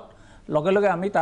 আমি তাৰ পৰা তেওঁলোকৰ পৰা তেতিয়া মানুহে প্ৰশংসা কৰিছিল তেতিয়া মানুহে প্ৰশংসা কৰিছিল এতিয়া ভাৰতীয় জনতা পাৰ্টীয়ে যেতিয়া তেওঁলোকৰ নিৰ্বাচনী ইস্তাহাৰত স্পষ্টকৈ ক'লে এনেকুৱা এটা পৰিস্থিতিত আপোনালোকৰ দলৰ স্থিতি কি হ'ব একেখন মানে ৰাজনৈতিক সভাত নিৰ্বাচনী সভাত ভাৰতীয় জনতা দুজনকৈ নেতা থাকিব এজনে তেওঁলোকে একচেপ্ট কৰিম বুলি কৈছে এজনে কৈছে আমি একচেপ্ট নকৰোঁ বুলি কৈছে এইটো কেনেকুৱা ধৰণৰ এলায়েন্স এইটো ৰাইজৰ সমাজত বিৰাট সাঁথৰ আচলতে এটা আৰু কথা কৈ আছিলে শেষ কৰিব নোৱাৰে আলোচনা কৰি শেষ কৰিব নোৱাৰা কথা এটা আচলতে তেনেকুৱা কথা নহয় আজি আচ্ছা মোৰ এটা উত্তৰ দিব থাকি গ'লে আমাৰ তামুলী ছাৰক এটা উত্তৰ দিব ক'ব পৰা হয় দুইটা শেষ কৰি লওক দিলপাল গীতামৰ শেষ কৰি লওক ঠিক আছে শেষ কৰি লওক কৰিব কৈছিলে তেখেতে গতিকে আপোনালোকে যিটো কৈছে এইটো অসম্ভৱ কথা এনেকুৱা ধৰণৰ কথা নহয় এলায়েন্সত মই আগতে ক'লোঁ যে এলায়েন্সত কথাটো তেনেকুৱা হ'ব পাৰে বিৰোধিতা হ'ব পাৰে আমি একেবাৰে আমাৰ শেষ পৰ্যায়লৈকে আমি যাম আমি শেষ পৰ্যায়লৈকে ফাইট কৰিম আমি বিচাৰিছোঁ লোকসভাত আমাৰ দুজন মানুহ যাওক আমাৰো দুজন ফাইট কৰিব লোকসভাত ডেফিনেটলি আমি নিশ্চয় ৰাইজে কি বুজিছে ৰাইজে বুজিছে আৰু ৰাইজে বুজাইছে ৰাইজে কি বুজিছে ৰাইজে গম পাব ৰাইজে গম পাব দেখিছে আমি কি কৰিছোঁ দেখিছে নহয় জানো ৰাইজে আমাক দেখিছে ৰাইজে বৰ হাঁহিছে বৰ বেয়া পাইছে আৰু আপোনালোকে কৈছে অসমীয়া জাতিটোক আপোনালোকে মাউৰা কৰি পেলালে তাৰমানে এবাৰ একদম মাউৰা কৰি দিলে কোনো নহয় অসমীয়া জাতিটোৰ বিজেপিৰ নেতাসকলৰ অসম গণ পৰিষদ দললৈ যেতিয়া মুখ্য কাৰ্যালয়ৰ ৰজাৰদৰে যেনেকৈ আদৰি লৈ যোৱা হৈছে দৰাৰ দৰে তাৰপিছত অসমৰ ৰাজ্য বুজিবলৈ বাকী নাই আচলতে যেতিয়া কয় এইবাৰ 99 পৰিৱেশ চাই আপোনালোকৰ নেতাই দিল্লীত বিৰোধমে ঘোষণা কৰিছিল আমি অসম বিজেপি দলৰ লগত নাথাকোঁ বুলি সেই দলৰ নেতাই আকৌ বিজেপি দলৰ নেতাসকলক দৰা ঘৰলৈ আদৰি দিয়াৰ নিচিনাকৈ আদৰি লৈ গৈছিল আম্বাৰীলৈ এই কথা অসমৰ ৰাজ্যে পাৰ হোৱা নাই নিৰ্বাচনৰ আগত মই আহিম এইখিনিতে ল'ব বিচাৰিছোঁ খন্তেক সময় বাণিজ্যিক বিৰতিৰ পিছত ৰণলংকা 2019 পুনৰ উভতি আহিম চাই থাকিব আপোনাৰ প্ৰিয় চেনেল কেবল প্ৰাগ নিউজ আমাৰ বেংকিং পাৰ্টনাৰ SBI টপ চেম মজবুতি কা ভৰোসা হামেশা চাই থাকিব ৰণলংকা 2019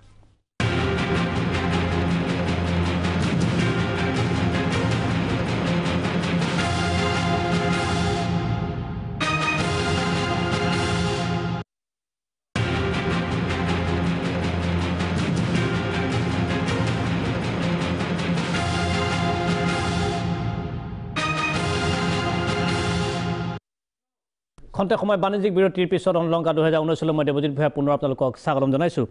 মই আহিব বিচাৰিছোঁ ডক্টৰ জয়নাথ শৰ্মাৰ ওচৰলৈ এবাৰ যদি আমি বিজেপি দলৰ ইস্তাহাৰখন চাওঁ তেতিয়া দেখিবলৈ পাম যে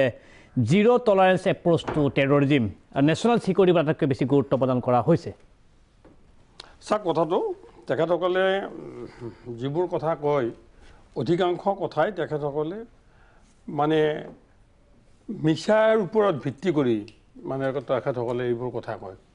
জিৰ' টলাৰেঞ্চৰ কথাটো আজি যোৱাকালি বিজেপিৰে MLA এজনক হেৰি কৰি হত্যা কৰিছে আজিলৈকে ছত্তীশগড়ত হয় আজিলৈকে এজনকো এৰেষ্ট কৰিব পৰা নাই কি জিৰ' টলাৰেঞ্চ দিল্লী জানিছে চাব আপুনি 300ৰ পৰা 350 জনলৈ টেৰৰিষ্ট মাৰিছোঁ বুলি ক'লে এটা ডেড বডি কোনো প্ৰমাণ দিব নোৱাৰিলে তেওঁলোকে হয় এটা ডেড বডি দেখুৱাব নোৱাৰিলে আৰু আৰ্মিৰ সূত্ৰৰ পৰা একো কথা নকৈ সামৰিক সূত্ৰৰ পৰা একো কথা নকৈ অমিত শ্বাহে অন বিহাফ অফ দি মানে আৰ্মি আৰু পৰৱৰ্তী পৰ্যায়ত এনেকুৱা হ'ল যে নিৰ্বাচনৰ প্ৰচাৰবিলাকত সেনা বাহিনীৰ ফটো লগোৱাৰ কাৰণে নিৰ্বাচনী আয়োগৰ ৰোষত পৰিবলগীয়া হৈছে মানে সমগ্ৰ আৱেগিকভাৱে যে ৰাইজক ব্লেকমেইল কৰিব বিচাৰিছে মানে দেশপ্ৰেমৰ নামত জিৰ' টলাৰেঞ্চটো কথাটো কৈ থাকি আৰু পেছাৰ কি হয় যিমান মানে টেৰৰিষ্ট আছিল সিহঁত সাৱধানহে হয় গতিকে জিৰ' টলাৰেঞ্চ যদি হয় মনে মনে কৰক মানে হয় নিৰ্মলা সীতাৰমণে ডিফেন্স মিনিষ্টাৰে মুকলিকে আজি এসপ্তাহে হোৱা নাই মই বাতৰিত পঢ়িছোঁ যে কিমান মৰিছিল আমাৰ হাতত কোনোৱেই তথ্য নাই সেনাবাহিনী শীৰ্ষ বিষয়াসকলে স্বীকাৰ কৰিছে সেই কথা হয় তাৰ আগত মই এটা আপোনাক কথাটো ক'ব বিচাৰিছোঁ হেৰিৰ কথাটোৰ কথা যে নাম্বাৰটো যদি কিবা কাৰণত অসমত অসমীয়া ভাষী মানুহৰ যদি নাম্বাৰতকৈ বেংগভাষী বা অন্য ভাষী মানুহ নাম্বাৰ বেছি হয় তেনেহ'লে এখেতসকলে অসমীয়া ভাষাৰ মানুহখিনিক খিলঞ্জীয়া মানুহখিনিক ভাষিকভাৱে কেনেকৈ ৰক্ষণাবেক্ষণ দিব মই চিম্পল এটা মেথমেটিক্স আমাৰ ইয়াত 3,33 লাখ মানুহ আমি সম্ভ্ৰমত আছোঁ যোৱা চেঞ্চাছৰ ৰিপৰ্ট মতে আমাৰ 1,80 লাখ মানুহ অসমীয়া ভাষী আছোঁ অসমীয়া ভাষী একেবাৰে মূলতে অসমীয়া তাৰমানে 1,53 মানে অসমীয়া নোকোৱা মানুহ আছে এতিয়া যদি বাংলাদেশৰ পৰা 2,50 লাখৰ 1 কোটিও আহে তেনেহ'লে 2,53 লাখ অসমীয়া নোকোৱা মানুহ ইয়াত হ'ব হলে তেওঁলোকে অসমীয়া ভাষা আমাৰ সময় প্ৰায় কমি আহিছে কেনেকৈ ক'ব আৰু দুৰ্নীতিৰ কথা কৈছোঁ দুৰ্নীতিৰ এখেতসকলে কথাটো কৈছে অমিত শ্বাহৰ গোটেই জয় শ্বাহৰ 45 লাখ টকাৰ পৰা আজিৰ দিনটোত 1,45 কোটি টকা কেনেকৈ হ'ল ক'ত পালা আলাউদ্দিনৰ চাকি আচলতে হয় ক'ত পালে এই পইচা আনকি এই অমিত শ্বাহ 3 বছৰ আগত তেওঁৰ 11 কোটি টকা আছিল এতিয়া প্ৰায় 38 কোটি টকা হ'ল ক'ত পালে সেইটো বাদ দিয়ক এডিআৰৰ ৰিপৰ্ট মতে এজিপি যিদিনা শাসনলৈ আহে গোটেই ৰাষ্ট্ৰীয় প্ৰেক্ষাপটত তেওঁলোকৰ সম্পত্তি আছিল মাত্ৰ 103 কোটি টকা এতিয়া 1,000 কোটি টকা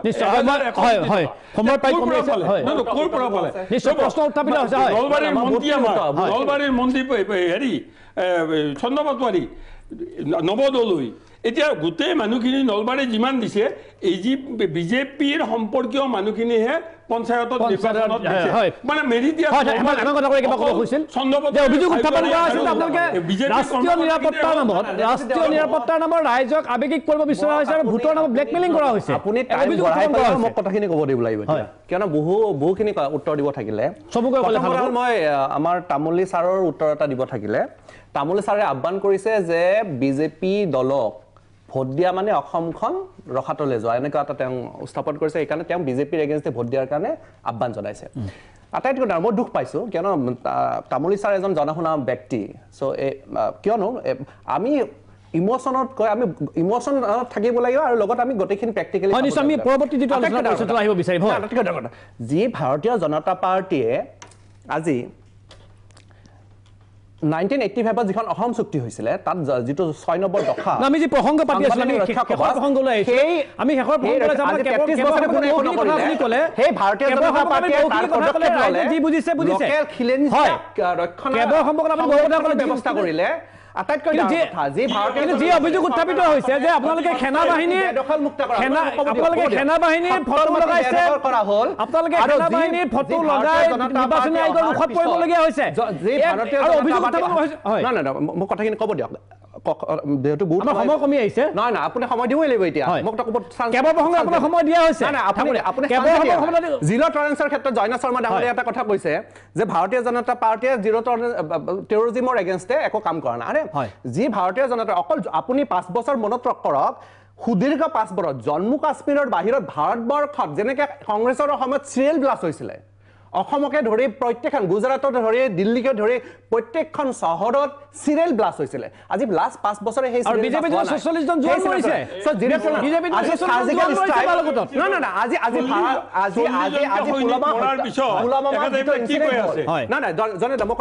পুলৱামাৰ যিটো ইনচিডেণ্ট হ'ল তাৰ পিছতে সেনাবাহিনীক ফ্ৰী হেণ্ড দিয়া হ'ল আৰু তাৰ পিছত সাৰ্জিকেল ষ্ট্ৰাইক হৈছে আমাৰ ভাৰতীয় জনতা পাৰ্টীৰ শাসনকালত দুটা সাৰ্জিকেল ষ্ট্ৰাইক হ'ল এইটো কি এইটো টেৰৰিষ্টৰ এগেইনষ্টে লোৱা পদক্ষেপ নহয় নেকি আটাইতকৈ ডাঙৰ কথা আজি যিখন চৰকাৰে দুৰ্নীতিৰ বিৰুদ্ধে ব্যৱস্থা লৈছে যিখন চৰকাৰৰ সময়ত অৰ্থনৈতিক ব্যৱস্থা উন্নত হৈছে তামুলী ছাৰেও জানিব অখিল ৰঞ্জন দা আছে ইয়াতে তেওঁলোকে জানে 4.2 আছিল 2014ত আজি 7.2 হৈছে ভাৰতীয় জিডিপি চ' এই গোটেইখিনি আজি ভাৰতৰ এখন শ্ৰেষ্ঠ অৰ্থনীতি এখন দেশ হিচাপে পৰিগণিত হৈছে এই কথাবিলাক জানিব ভাৰতীয় জনতা পাৰ্টীৰ চৰকাৰে অসম বচাবৰ কাৰণে মানে কাম কাজ কৰি আছে সেই ভাৰতীয় জনতা পাৰ্টি এগেইনষ্ট ৰাইজে বিশ্বাস কৰিব এই কথা কেতিয়া গ্ৰহণযোগ্য নহয় এটা প্ৰশ্ন আৰু আজি আজমল কাজিমৰ কথা মনত আছে সেই আজমল কাজিমক শ্বহীদ বুলি মেহমুদাই ঘোষণা কৰিছিলে শ্বহীদ দিব লাগে বুলি ডিমাণ্ড কৰিছিল সেই মেহমুদাৰ লগত এখেতসকল কিয়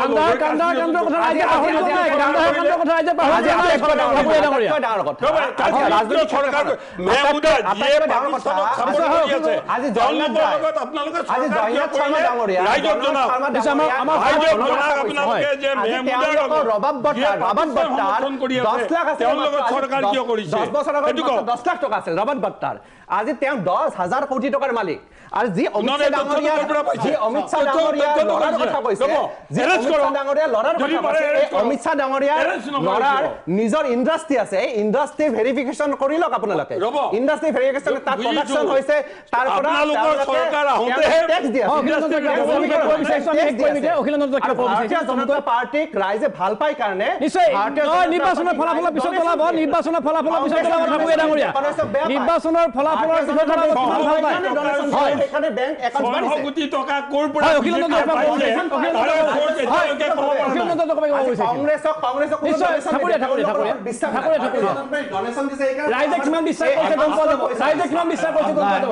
আদানীৰ প্লেনত কিয় ঘূৰি আদানীৰ প্লেনত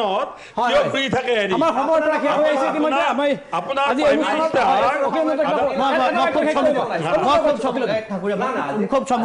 ঠাকুৰীয়া মই খুব চমুকৈ কথা এটা ক'ব বিচাৰিছো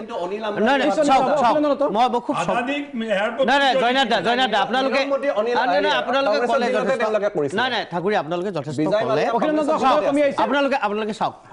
যিটো কথা এখেতে বিজেপিয়ে কৈছে যে নেশ্যন ফাৰ্ষ্ট এতিয়া নেশ্যন মানে কি নেশ্যন মানে ইয়াৰ জনসাধাৰণৰ যদি ৰক্তহীনতা থাকে জনসাধাৰণৰ যদি পুষ্টিহীনতা থাকে জনসাধাৰণ যদি ৰোগগ্ৰস্ত হয় নেশ্যন ক'ত থাকিব তেওঁলোকৰ কাৰণে আটাইতকৈ গুৰুত্বপূৰ্ণ যিটো কথা হ'ল খাদ্য আৰু পুষ্টিকৰ খাদ্য আজি ভাৰতবৰ্ষত খাদ্যক লৈ যিটো ৰাজনীতি হৈছে পৃথিৱীৰ কোনো দেশত এনেকুৱা ধৰণৰ ৰাজনীতি হোৱা নাই যিবিলাক দেশত সাংঘাতিক সাম্প্ৰদায়িক ৰাষ্ট্ৰ সেইবিলাকত হৈছে কিন্তু মই ভাবোঁ ভাৰতবৰ্ষৰ কাৰণে আটাইতকৈ দুৰ্ভাগ্যৰ কথা যে পুষ্টিহীনতাত ভোগা ৰক্তহীনতাত ভোগা দেশখনত খাদ্যৰ ৰাজনীতি হৈছে হয় প্ৰাগনিউজৰ বিশেষ সম্প্ৰচাৰ ৰণলংকা 2019 আজিৰ এই অনুষ্ঠানত অংশগ্ৰহণ কৰাৰ কাৰণে ডক্টৰ জয়নাথ শৰ্মা লক্ষ্মীনাথ তামুলী ডক্টৰ অখিল ৰঞ্জন দত্ত হেমাংগ ঠাকুৰীয়া দিলীপ পাৰ্কীক ধন্যবাদ জনাইছোঁ যিসকল দৰ্শকে আমাৰ এই পোনপটীয়া সম্প্ৰচাৰ প্ৰত্যক্ষ কৰিলে সমূহ দৰ্শকক প্ৰাগনিউজৰ পৰিয়ালৰ ফালৰ পৰা মই ধন্যবাদ জনাইছোঁ কৃতজ্ঞতা জনাইছোঁ আমাৰ বেংকিং পাৰ্টনাৰ SBI টপচেম মজবিতিকা ফৰোচা হামেচা চাই থাকিব আপোনাৰ প্ৰিয় চেনেল কেৱল প্ৰাগনিউজ লগত আমি অনুৰোধ জনাইছোঁ পুৱা 7 বজাৰ পৰা কাইলৈ ভোটদান প্ৰক্ৰিয়া আৰম্ভ হ'ব গতিকে আপুনিও মুক্ত নিকামনে আপোনাৰ প্ৰতিনিধিগৰাকীক নিৰ্বাচিত কৰিবলৈ আপুনি ভোটগ্ৰহণ কেন্দ্ৰত যাওক মুক্ত নিকামনে আপুনি বিবেক ভোট কৰক প্ৰাগনিউজৰ আহ্বান আৰু বিশেষভাৱে আমি জনাইছোঁ যে পুৱা কাইলৈ 7 বজাৰ পৰা প্ৰাগনিউজে নিৰন্তৰভাৱে বাতৰি সম্প্ৰচাৰ কৰিব কোনটো সমষ্টিত কি ঘটনা সংঘটিত হৈছে কিমান হৈছে ভোটৰ হাৰ সমুদায় তথ্য প্ৰথমবাৰৰ বাবে আমি আপোনালোকক দিয়াৰ চেষ্টা চলাম চাই থাকিব গতিকে আপোনালোকৰ প্ৰিয় আৰু মৰমৰ চেনেল কেৱল প্ৰাগনিউজ